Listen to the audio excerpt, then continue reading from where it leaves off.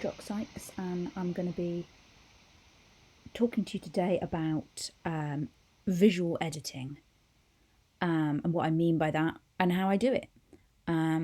First of all, I'm going to show you what my mistakes look like. So I'm going to do some fake sentences now. This is a sentence with a mistake. This is a sentence that now doesn't have a mistake because I did my clicker. Oops, I didn't mean to say that. I meant to say this.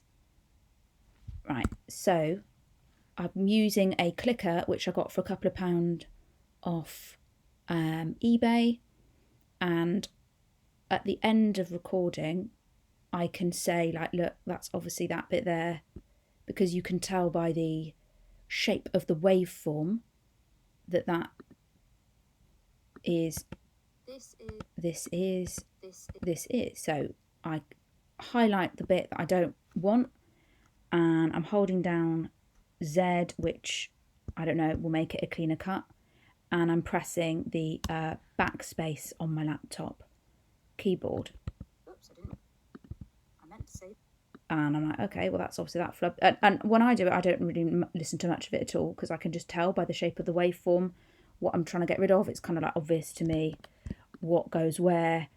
And to do this, like to highlight these, so say I've got a really long story and I don't want to hurt my hand scrolling to find all these. I do analyze, silence finder. Oops, no I don't. Yes I do. I do Command A or Control A to highlight the whole thing, and I do silence finder. And this is from Irrationalpie's Google Docs tutorial. So I do these numbers. For some reason this works. I don't know, don't ask me. And then it labels just before these ginormous peaks. So you can go option to the right and like flick to where they are. And then with the sync lock on, which I do want that to be on, there we go.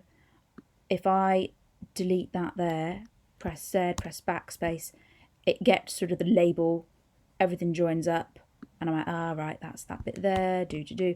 And then there we have it. And then after that, if I open the spectrogram up by going on multi-view, I might also get rid of funny noises visually without listening to it. So I would normally do a bit of room noise, and then let me just get rid of the noise first.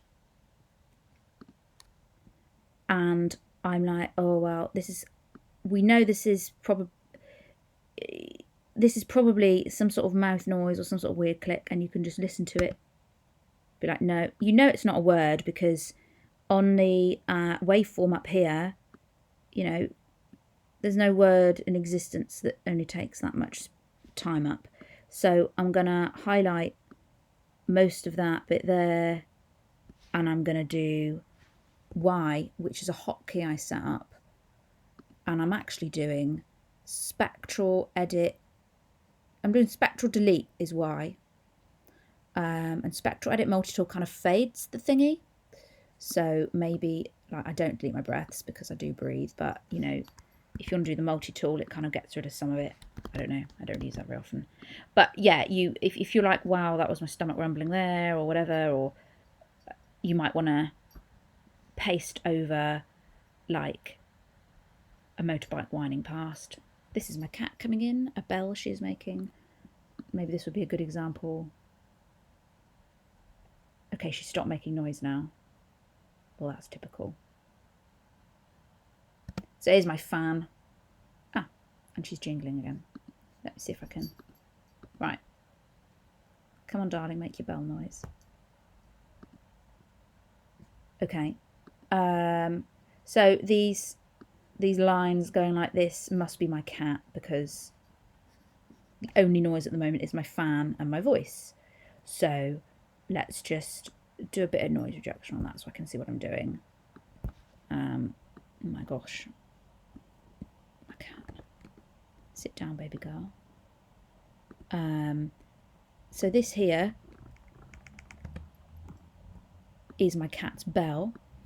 So if I was to visual edit, I would know that's not a word, 100%, because it's not next to a word. And I'm going to do Y and get rid of that. So when I say visual edit, I mean, oh, she's in a funny mood. When I say visual edit, I mean, I'm not going to sit and listen to the whole thing. I'm just going to zip through and be like, well, that's obviously a weird noise I don't want. And like, oh, sorry, my cat is climbing on my lap. Maybe I'd get rid of that entire bit there. And I've not listened to the whole thing, and she's sat on my computer. Excuse me a minute. Right. That sort of thing, where you're visually taking stuff out that you know shouldn't be there. I'm not too, I don't go overboard too much with this. You don't want to end up, if there's a little line at the end of a word, like bed or test, you don't want to get rid of the t sound. So that's why you don't want to be too judicious with this bit here. I'd be like, oh, that's a funny noise, you know.